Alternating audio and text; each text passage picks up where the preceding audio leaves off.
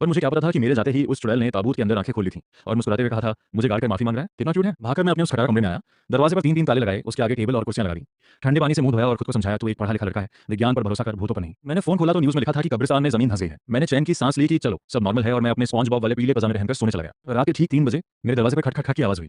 मेरी तो आत्मा कांप गई। इस बिना लिफ्ट वाली खटारा बिल्डिंग में इतनी रात को छठी मंजिल पर कौन आएगा।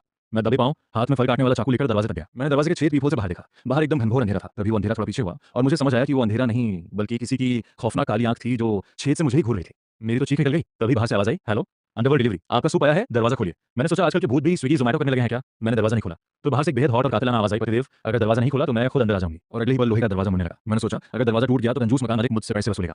मैंने तुरंत चाकू फेंका और दरवाजा खोल दिया। सामने वही लाल जोड़े वाली हजारों साल पुरानी चुड़ैल खड़ी थी। मैंने 90 डिग्री झुककर सलाम ठोका और बोला, अरे परी दीदी आप आ गई, आइए आइए। वो चुड़ैल मेरे शरीर के आर पार होते हुए कमरे में घुसी। उसके शरीर से बर्फ जैसी ठंडक निकल रही थी। उसने कमरे की छिपकली जैसी हालत और मेरे स्पॉन्जबॉब वाले बजाने को देखकर स्माइल की और अपने जादू से दरवाजा बंद कर दिया। उसने कहा, कमरा थोड़ा छोटा है पर सुहागरात के लिए चलेगा। इधर मेरे कमरे में ये सब हो रहा था और उधर 749 ब्यूरो के हेडक्वार्टर में सायरन बज रहे थे। उनके रडार पर एक भयानक लाल रंग का सिग्नल आ रहा था। उनके चीफ साहब ने घबराहट में चाय का कप तोड़ दिया। वो चिल्लाया, ये एसएसएस लेवल का खतरा है, ये वही 50 साल पुरानी लाल चुड़ैल है, पूरे शहर को लॉक कर दो, एक मच्छर भी बाहर नहीं जाना चाहिए। मेरे कमरे में एक चुड़ैल मेरे बिस्तर पर लेट गई और अपनी उंगली से मुझे पास बुलाने लगी। मैं डर के मारे कांप रहा था। उसने अपने जादू से मुझे खींचा और मैं सीधा उसके ऊपर जा गिरा। मेरा चेहरा उसके लाल रेशमी कपड़ों में धंस गया। मैं लकड़ी की तरह आकर गया और मन ही मन हनुमान चालीसा पढ़ने लगा। उसने मेरे गले की नस पर अपना ठंडा हाथ रखा और बोली, मैं 50 साल से भूखी हूँ और तुम्हारे खून की महक बहुत अच्छी है, क्या मैं एक बाइट लूं।